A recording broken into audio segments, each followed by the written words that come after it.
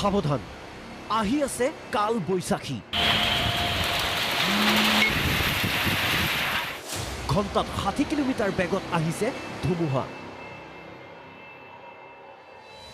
লগতে আহিব শিলাবৃষ্টি পৰৱৰ্তী 24 ঘণ্টাৰ ভিতৰতে প্ৰকৃতিৰ ভয়ংকৰ তাণ্ডৱে জোকাৰি যাব সমগ্ৰ ৰাজ্য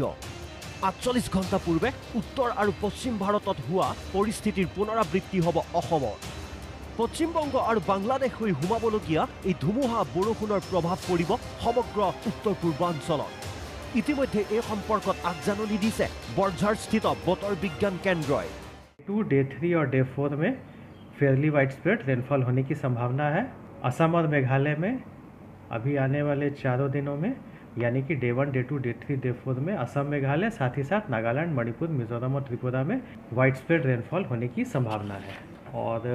साथ ही साथ there is warning of a thunder squall with wind speed exceeding 60 kilometres per our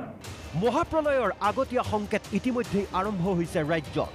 Diphu Nazira Jorhat লখিমপুৰকে ধৰি ৰাজ্যৰ বিভিন্ন স্থানত শুকুৰবাৰে বিয়লি অহা প্ৰবল ধুমুহা আৰু শিলাবৃষ্টিয়ে বিস্তৰ ক্ষতি সাধন কৰে বহু বাসগৃহ ব্যৱসায়িক প্ৰতিষ্ঠান ধ্বংস কৰাৰ লগতে যথেষ্ট সংখ্যক গছ-গছনি ভাগি পৰে কিন্তু বতৰ বিজ্ঞান কেন্দ্ৰৰ আগজাননীৰ পিছতো মহাপ্ৰলয়ৰ আগতীয়া সাৱধানতা হিচাপে কি ব্যৱস্থা লৈছে চৰকাৰে আগতীয়া সকিয়নিৰ পিছতো চৰকাৰৰ অৱহেলাৰ বাবে বৃহস্পতিবাৰে উত্তৰ প্ৰদেশত সৃষ্টি হ'ল ভয়ংকৰ পৰিস্থিতিৰ